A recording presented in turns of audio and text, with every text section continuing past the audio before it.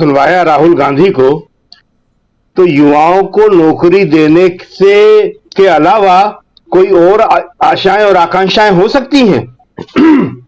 जिसे मोदी जी कह रहे हैं कि आशाओं और आकांक्षाओं से कट गई है कांग्रेस। मतलब नौकरी देना जो है आशाओं और आकांक्षाओं से कटना है। उन्हें पकोड़े बनाने और बेचने के लिए कहना उनकी आशाओं और आकांक्षाओं को पूर्ति करना है। गैस के नाले से उनसे चाय बनवाना उनकी आशाओं और आकांक्षाओं की पूर्ति करना है। बहुत अच्छा हुआ ये। राहुल गांधी जो कह रहे थे कि हम यहां आए हैं इस घोषणा पत्र को लेके और ऐसे ही ये देश भर में जाने वाले हैं, तो मोदी जी पहले दिन ही उसके ऊपर आ गए और उन्होंने नौकरी, भूमिहीनों को जमीन, कक्षा 1 से लेकर कक्षा 12वीं तक निःशुल्क शिक्षा, जो शिक्षक हैं देश में उनसे गैर शिक्षण काम न करवाना, संविदा शिक्षण को खत्म करना, वैज्ञानिक सोच, इन सब के खिलाफ हिंदू मुसलमान का जहर फिर से फैलाना शुरू कर दिया है। अब देश में यह हिंदू मुसलमान का एजेंडा चलने वाला नहीं है। क्यों? क्योंकि लोग अपने वास्तविक मुद्दों पर खुद ही आ गए हैं। जो राहुल कह रहे हैं कि आपने जो कहा, अभी तेलंगाना में, हैदराबाद में यही कह रहे थे, वही हमने इस घोषणा पत्र में रखा है।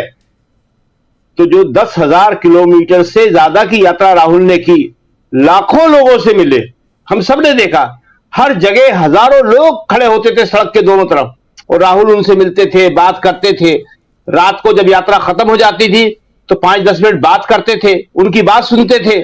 तो उसी में से लोगों ने जब ये बातें बताई, अपने दुख दर्द बताए, अपनी तकलीफें बताई और अपनी इच्छाएं और आकांक्षाएं बताई और ये बताया कि वो क्या चाहते हैं, तो उसी को राहुल गांधी कहते हैं कि हमने शब्द दे दिए और उसको अपने न्याय पत्र में लिख दिया।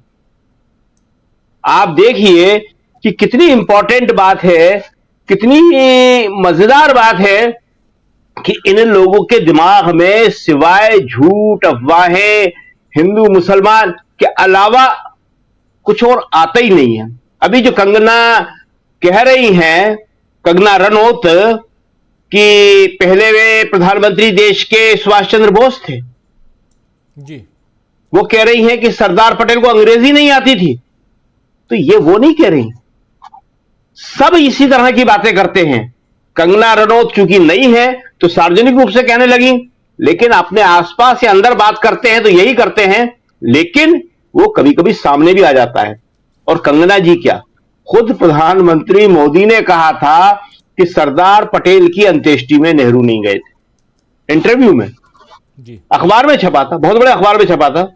फिर क्या हुआ, फिर लोगों ने वो सारे फोटो डाल दिए जिसमें सरदार पटेल की अंत्येष्टि में नेहरू जी शामिल थे।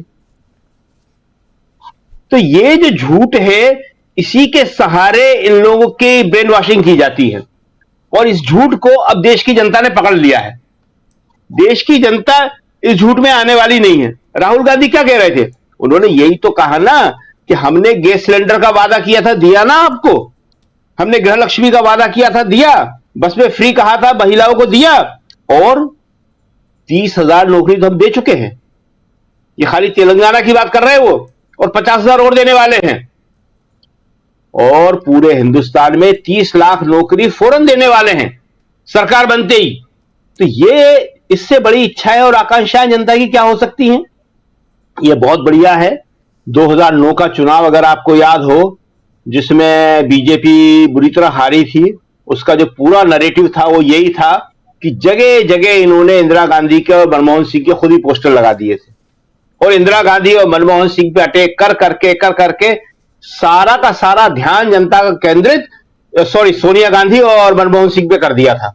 आज वो यही कर रहे हैं। बहुत अच्छी बात है, जितना प्रधानमंत्री जी और बीजेपी के लोग कांग्रेस के घोषणा पत्र पे बोलेंगे, उसके न्याय पत्र पे बोलेंगे, ये न्याय पत्र और दूर दूर तक जाएगा। अभी आपने बताया तेलुगु भाषा में, हमने कल कहा था, सारी भाषाओं में इसका अनुवाद हो रहा है, हर भाषा में जाएगा। तो लोग अब खुद पढ़ने के लिए लालायित हो रहे हैं। अभी हमने देखा बहुत सारे लोग कह रहे हैं, कांग्रेस के नेताओं से भी कह रहे हैं, बाकी लोगों से भी कह रहे हैं कि साहब हमारे पास की पीडीएफ फाइल पहुंचा दीजिए, साहब हमारे पास इसकी क्या एक प्रिंटेड कॉपी आ सकती है। कांग्रेस के दफ्तर में भीड़ लगी हुई है लोगों की इसकी प्रिंटेड कॉपी लेने के लिए, और सारे प्रदेश कार्यालयों में ये पहुंचाई जा रही है, जिला कार्यालयों में पहुंचाई जा रही है। तो ये जो घोषणा पत्र है, ये अपने आप में एक ऐसा डॉक्यूमेंट है जो अब लोगों को बताएगा कि जो हमने कहा था वो कांग्रेस ने अपने घोषणा पत्र में लिख दिया है, वो उसको रख दिया है। और अब ये देखना बड़ा इंटरेस्टिंग होगा कि जनता की इच्छा और आकांक्षाओं से कितना काट के बीजेपी अपना घोषणा पत्र ला सकती है। वो नौकरी की बात करेगी, बड़ा इंटरेस्टिंग होगा देखना करती है कि नहीं करती।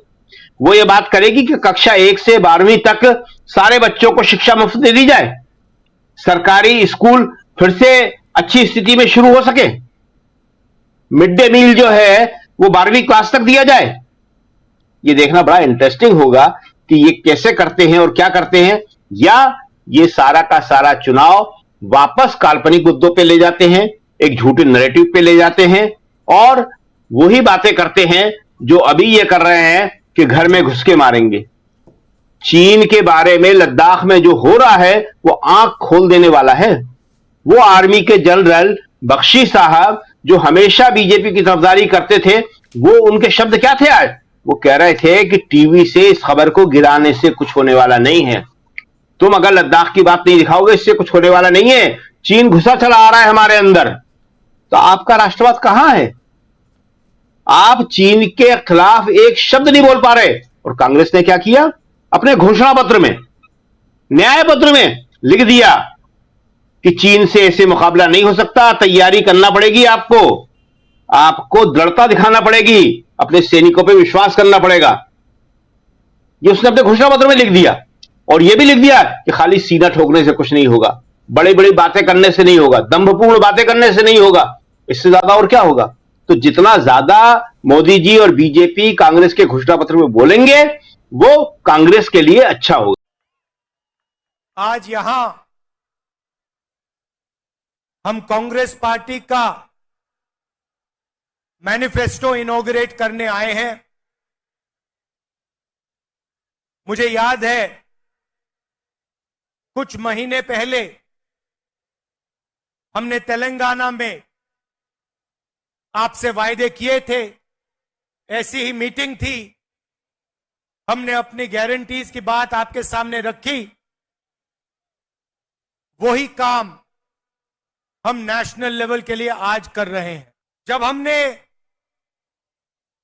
आपको गारंटीज दी थी, उन्हें हमने कांग्रेस पार्टी की गारंटी जरूर कहा था, मगर सचमुच में वो आपकी गारंटीज थी, आपकी आवाज थी। जब हमने 500 रुपए सिलेंडर की बात की थी, 200 यूनिट मुफ्त बिजली की बात की थी, गृह लक्ष्मी की बात की थी, फ्री बस ट्रैवल की बात की थी, तो वो हमने आपकी आवाज सुनकर गारंटीज निकाली थी।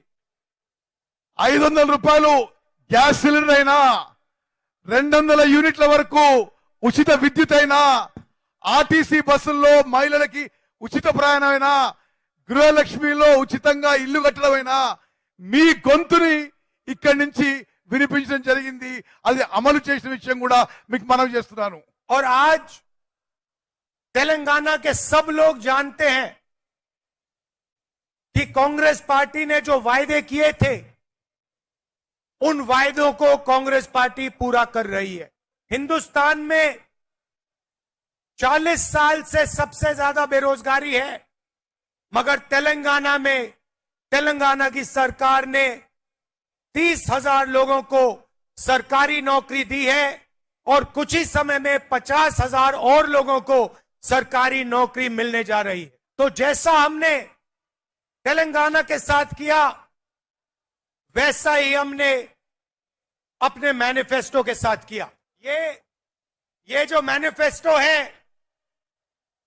ये हिंदुस्तान की जनता की आवाज है, ये कांग्रेस पार्टी की आवाज नहीं है।